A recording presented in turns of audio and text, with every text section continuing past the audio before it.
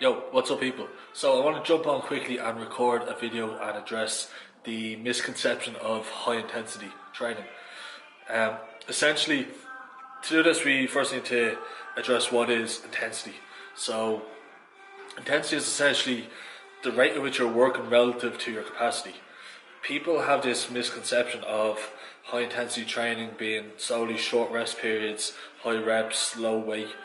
Um, while that may be true for cardiovascular training, because you're working at a high heart rate, with resistance training, which is what I'm covering mostly on this page and with my coaching, um, high intensity should actually be categorized by longer rest periods. So by giving yourself shorter rest periods, you're going into each next set fatigued, thus reducing your capacity to work.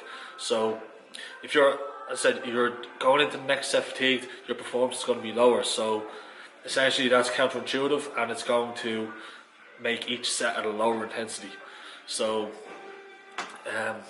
yeah, just something to consider.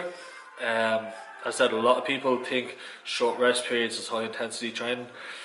It's pretty much the opposite. So keep intensity high by pushing yourself to muscular failure, or as close as you can as possible. And to do that, you need adequate recovery between your sets. So taking a minute rest, a minute and a half, 2 minutes rest.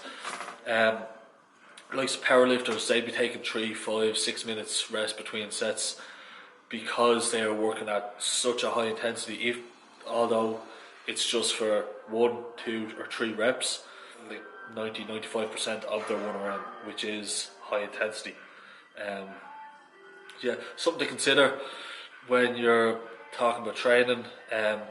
Just because you're giving yourself short rest periods doesn't mean it's high intensity training.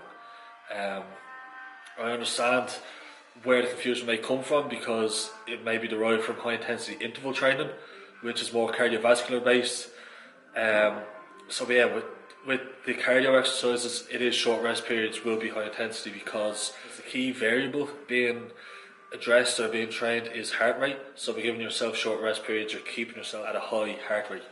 Whereas, as I said, with resistance training, it's going to be at a high muscular capacity and taking each set to fatigue.